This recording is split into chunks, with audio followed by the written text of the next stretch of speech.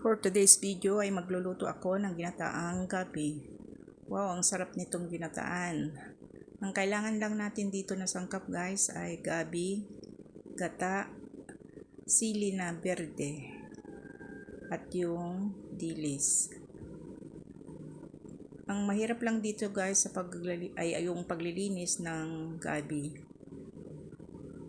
Una, inugasan ko munang mabuti yung kanal-kanal niya, tapos tinanggalan ko siya ng balat, tapos tinati-ati ng ganyan lang kaliit.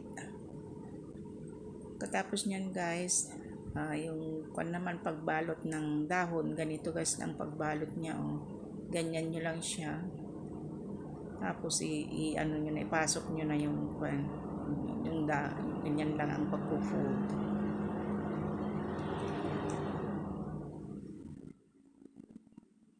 Kung sakaling hindi ka pa nakapag-subscribe sa aking YouTube channel, mangyaring mag-subscribe ka na para updated ka palagi sa aking mga latest ko pang videos.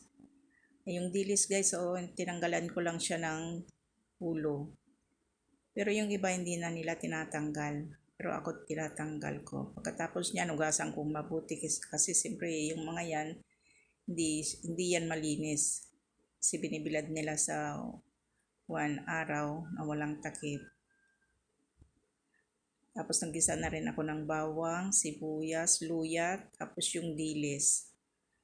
Saka ko isusunod yung gata.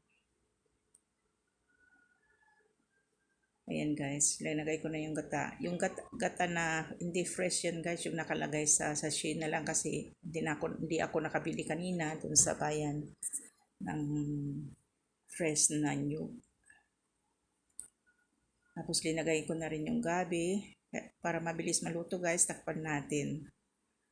Ayan o, hindi ko na na-video yung paglagay ko ng dahon. Thank you guys for watching.